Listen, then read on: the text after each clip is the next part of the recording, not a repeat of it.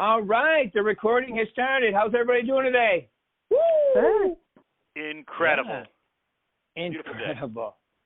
All right. Well, on this 14th of December, hold on one second. Okay, I just muted everybody. So, Bill, you got to hit *6 on your phone to unmute yourself. *6, please. Let me know when you've done that. I'm unmuted.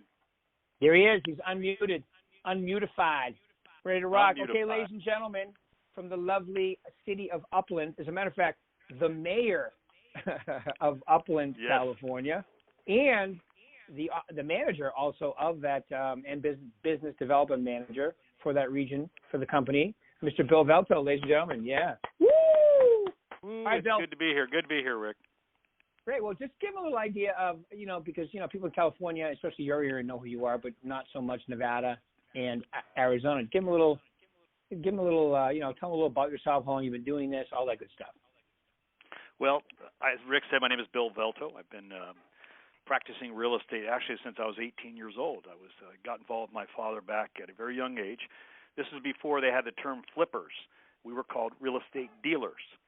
And so I was selling properties while I was in the military. Wherever I was stationed, I would buy homes.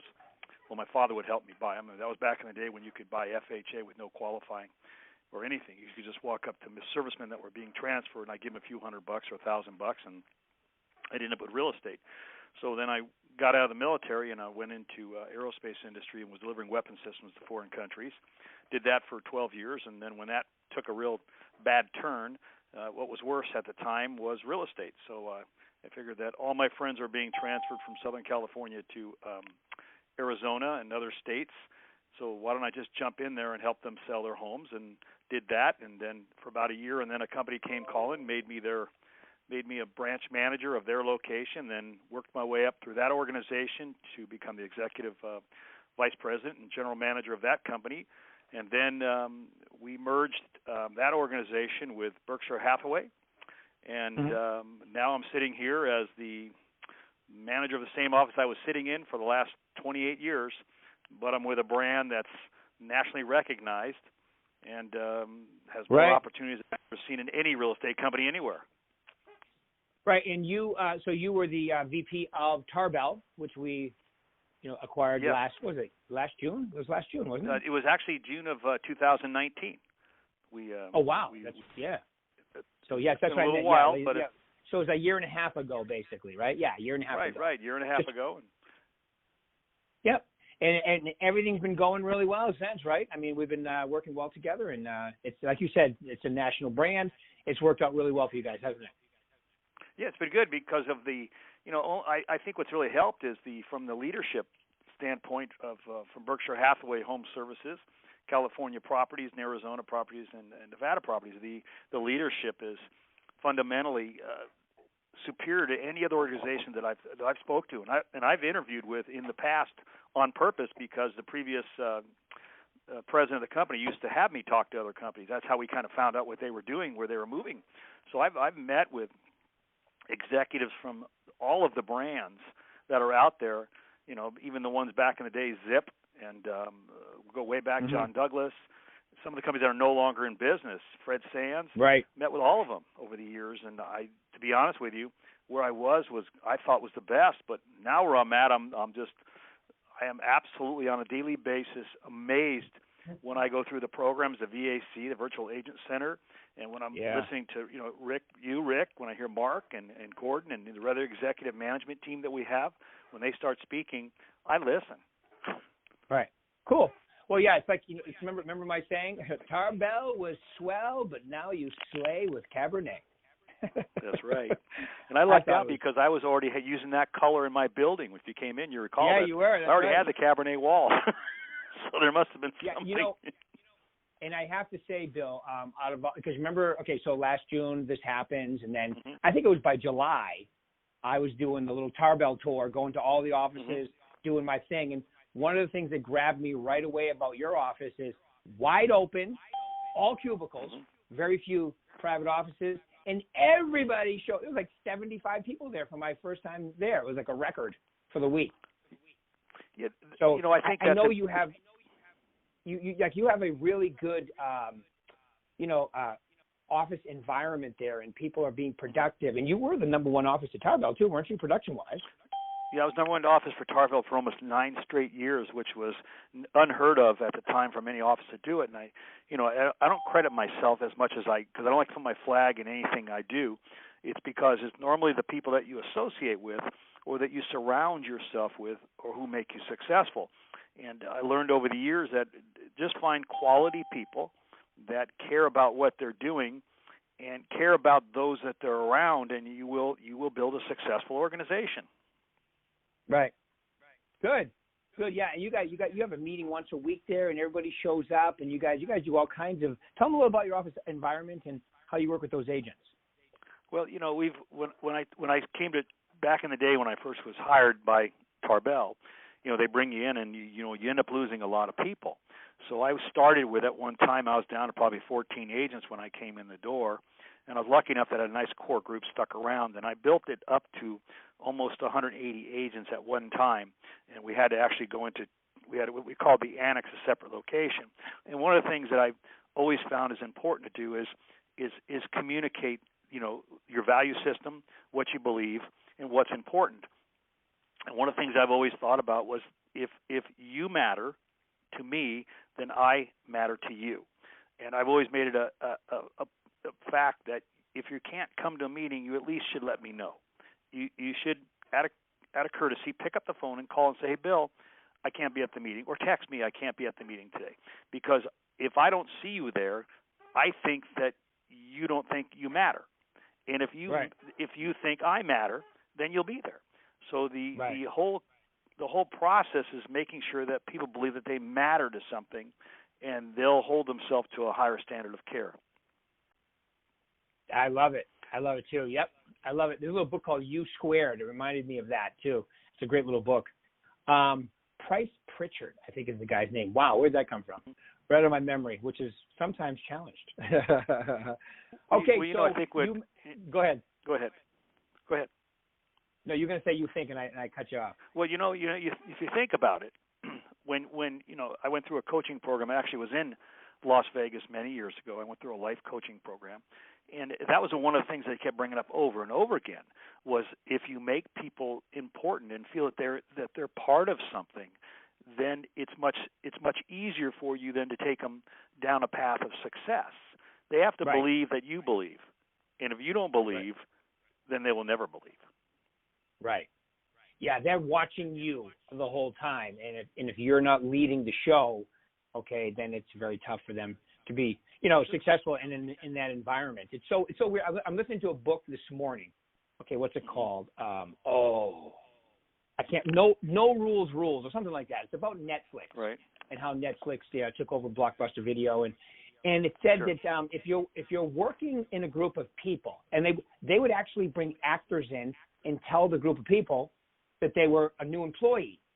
And if the actor went in and acted, like a negative Nelly, within a month, it would drag the productivity down of that group. If he went in and acted like a jerk, or she, within a month or two, everybody's got a different attitude. So your environment is critically important. So that's why, like when I work with the managers, it's like if you have productive success with people that want to contribute, keep them. If you have people that show up and don't do anything and then drag everybody down, that's not a good environment for them to be in. And I think most of the managers understand that, definitely. And that's why, what you're talking about is culture. And that's one of the things that I noticed right away when I started here almost 7 years ago now, that the culture was great. And that's really the credit of Mark and Gordon. I've worked around some very successful people, not only in business but also in the political arena. And Mark is such a unique character. There's very few people you meet in your life that you go, wow. I honestly mean that. I've met a lot of people in my life and in business, and he really has a wow factor about him, a genuine wow factor. And I remember the first day we met in Southern California. I was being told what was happening, and I knew that I had met with Ron Tarbell, and Ron was somewhat in tears telling me because he knew how much the family loved me. I was one of the few managers that really was very close with the family, and he knew that it was going to be a devastating to tell me. And we met in Ontario at the Lazy Dog restaurant, and he kind of broke down in tears, and he said, "There's someone I want you to meet," and up walks Mark. And we sat and chatted for about an hour, and he actually flew out from Nevada to meet me. And when I left, I got home and I told my wife what was going on, and I said, I'm talking to this guy who I basically was listening to.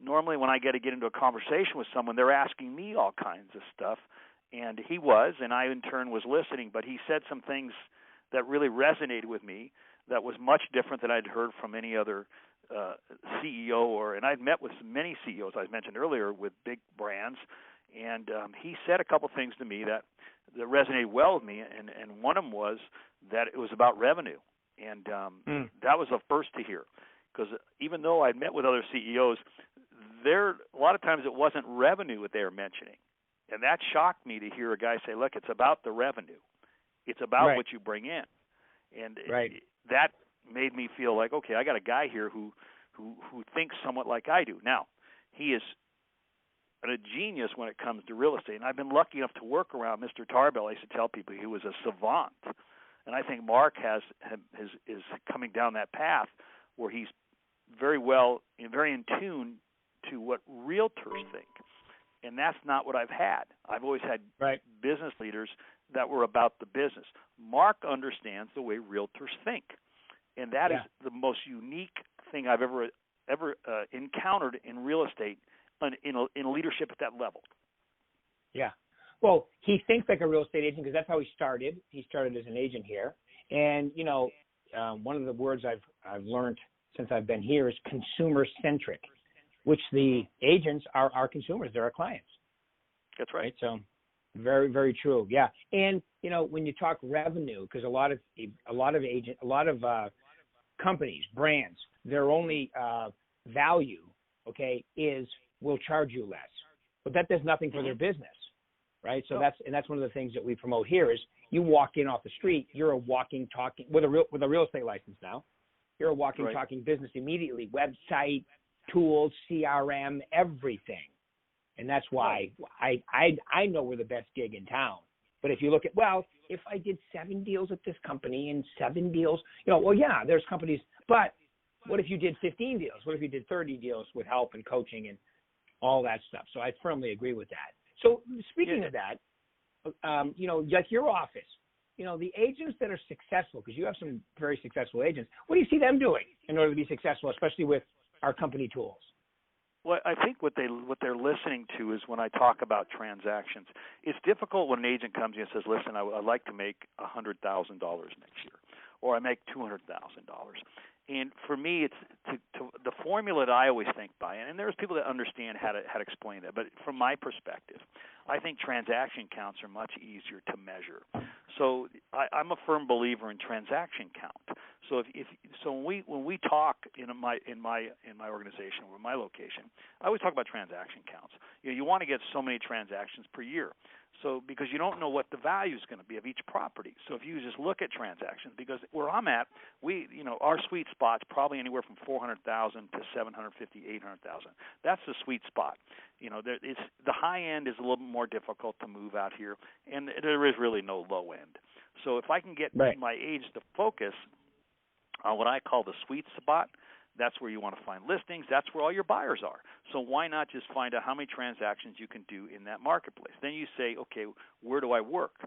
Well, because of the size of the multiple listing service we have, which is huge, agents can do business anywhere from the border, California to Mexico border, all the way up to the Bay Area. So, and they do. So I'm going to refocus back on transactions. And most of the agents that are in that upper echelon of transaction closings are making the higher amount of income, the highest amount of income, because they're doing more transactions. So I'm going to focus on those agents in the office. It's always about transactions and services. So I want the transactions, and I want transactions, and I want services, because that's where your revenue comes from. Right. I love it. Okay, cool.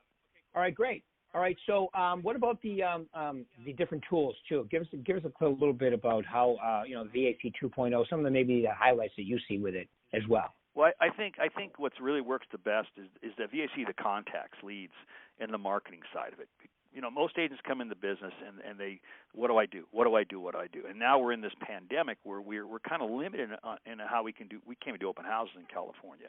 So that was what I was a firm believer. I've always been a big open house guy. I think open houses is where you learn to make mistakes, and that's where you also learn to be successful, because that's your first chance to talk with people when there's really nobody around but you.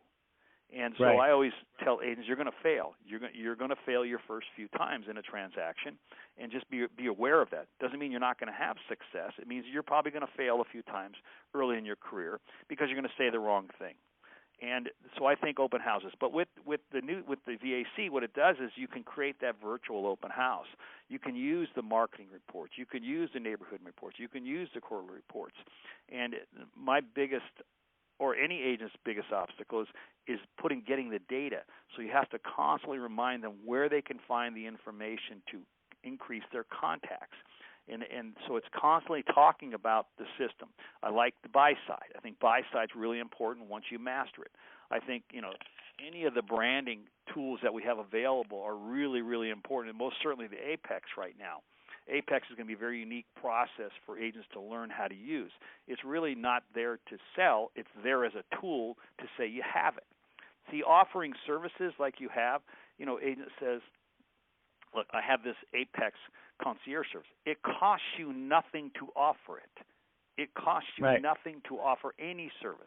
Mr. and Mrs. Seller, here's what I'll do for you. If you list with me, I'll provide a professional photographer. It doesn't cost you a cent to offer the service. The only time you pay for it is once it's listed. So take advantage of those services that you have available. That's when agents come to me, Bill, I want a listing appointment, and the agent listed with somebody else because they paid for their home protection plan. I said, did you not during the listing appointment say that you pay for specific services upon listing? You don't have to be specific on that time. If they ask you what, you share with them. But you only pay for it if they list with you. So all the services that we have offered, AdWorks, their Home Spotter, everything is available for the agents. And it's free to offer it. Right. Free, which is my favorite price, by the way. I love that price. All right, good. Yeah, and free doesn't mean it has no value, by the way. Right. No, remember that people have to understand, free doesn't mean it has no value. Free means it has more value because you're offering it to them for no charge. That's exactly what I tell them about my coaching. You better show up. Of course. No, I think it's one of the most people don't understand. No. You're not paying for it up front. You're not paying for the service because it's already paid for. It's already paid for. Yeah. Like that new VAC 2.0, that is a customized service that Mark and Gordon put together, which is incredible. I was in a couple of meetings. I'm like, wow, that thing is awesome. And, and we're using it as a company as well, too. So. All right, so we're not only stuck at 2.0, right? Yeah. We're not. It's gonna evolve. Oh yeah, it's gonna evolve. There'll be 10.0 one day, maybe 10.0 one day. Exactly. Yeah. Well, unless exactly, it could be like the iPhone, right? It'll go 10, 12. Right. Yeah, it'll skip a couple of numbers. I don't know why the iPhone does that, but it did skip a couple. I think our competition still has the flip phone, and we got and we're sitting here with 2.0. They're still with their flip. We're already in something else. Yeah, I still talk to agents that were talking about recruiting over that are still using an accordion file. I'm like, okay, dude, time to get out of the 70s and 80s. All right, get rid of the Rolex. Get rid of the Rolodex. Yeah, right. Get rid of the Rolodex and get a Rolex. I said that to my son the other day. I said I used to use a Rolodex. He goes, "What is that?" I go, "God, it's not an abacus." You would think, people go, "Abacus? What's that?" I go, "That's kind of before." Yeah. Well, I believe it or not, I still have a 3x5 file. You I do? still have some names on a 3x5. It's just in my cabinet, so I know it's there. If I ever got to go back and say I lost that person's you also phone have number a lot of 20 candy years in that ago. cabinet. I've seen it. Yep.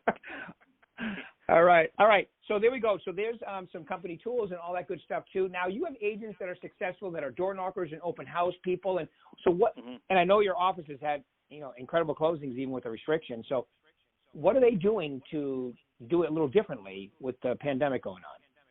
I got to go back to the VAC. I got to go back to the VAC, and just the process. It's if you just look at VAC and then you can go from there, because VAC has that one tool in here that agents forget about all the time, and it's contacting people. You know, I'm not sure who came up with it years ago, the Ford method. Remember that, FORD? You know, you call someone, you talk about family, occupation, recreation, and dreams. You know, and I've promoted that since day one. And I tell agents, you know, if you call up and ask for business right off the bat, they're busy. But if you just start talking about family, how's work, you know, what are they doing this weekend? Are you still going on that vacation you planned in the future when this pandemic ends? You know, it's much easier to get the conversation going. And so I'm telling right now, it's all about contacts. It's all about communicating with people. It's about reaching out. It's about calling keeping in touch during the transaction, constantly reaching out and touching, you know, people that you know. And I tell them, even though we're looking at this pandemic where the markets, and even though next year they're projecting it's going to even be better, believe it or not, they're projecting that we're going to see price increases, because where I'm out in Southern California, we got about a 2 to 3 million homes. And hear what I just said. 2 to 3 million homes we are short today. We need that many to meet the demands and needs. So when I look at my marketplace from 30,000 feet, I look up from 30,000, and there's 500,000 homes in that area, in the market that we can work right now. In our direct area, 500,000 homes. There is 970 for sale. That's it. So that tells me the opportunities are going to explode in the near future. And as soon as the pandemic comes by, interest rates are going to stay low. We're still going to see an opportunity in the real estate industry next year for agents to make a lot of money and have a lot of success. And I'm focusing on them keeping in touch and building that database larger and larger and larger to where they should have a minimum of 1,000 to 1,500 contacts in their database. No less. You have less than that? I don't think you have success. You're not trying. Yeah, I agree. You won't have, especially with the 2.0 with the newsletters and the neighborhood and the market reports. All right, Bill, we got 3 minutes left. So in 3 minutes, 1 minute each or less, let's say, if you were getting back into real estate today, what would be the top 3 things you'd focus on? Oh, I mean, top selling things. part. Ready? Database. I'm sorry, top 3 things. That's it. Because everything starts there with your contacts. So contacts, your database contacts, your database contacts, your database contacts. Here's what I tell agents. Take listings, present offers. Take listings, present offers. Have somebody else take care of your paperwork in the background. Take listings, present offers. That's what you want to focus on, taking listings and presenting offers. That's it. You could spend 100% of your time trying to find a listing, no matter what. Focus 100% of your time prospecting for listings. I promise you, at the end of the week, you'll still have buyers. There's no doubt about it. You'll always have buyers as long as you're prospecting for listings. Yeah, they come to you if you have listings. To me, it's the most efficient use of your time. Prospecting for a listing. But if you're employed. Without a listing, it says it right on the listing agreement. Hereby employ. So when you don't have a listing, you're unemployed. Right. Now, I love it. When do you do your best? When you're up looking for a job, right? You're at your best when you're applying for a job. You're in there. You're trying to impress the other person. So guess what? This is the only job that every day. Let's put it this way: only career every day you're out looking for a job. Every day you're out looking for a new job. So you should always be on your best, and you can stay motivated that way. If I'm looking for a job, it's because I'm motivated to find a job. So your highest level of motivation is when you're looking for work. So stay motivated, stay positive, stay focused, and you'll walk away with a listing. Yeah, absolutely. So listen, here's what I'd like to say. Bill, thank you very much for taking your time out today. I really appreciate it. It's been completely helpful. Okay? Everybody keep it rocking out there, and we will pick this up. And this is the last call of the year on a Monday, so we're skipping 2 Mondays and then start back up the 4th in January. So because I just do that because the attendance goes down to just about 0. So I've been doing this for a while now. So anyway, everybody have a wonderful holiday season. Merry Christmas. Bill, thank you very much for taking your time out today. Really appreciate it. Okay, everybody keep it rocking. Yes, thank you. Bye. Appreciate it, buddy. Okay, bye.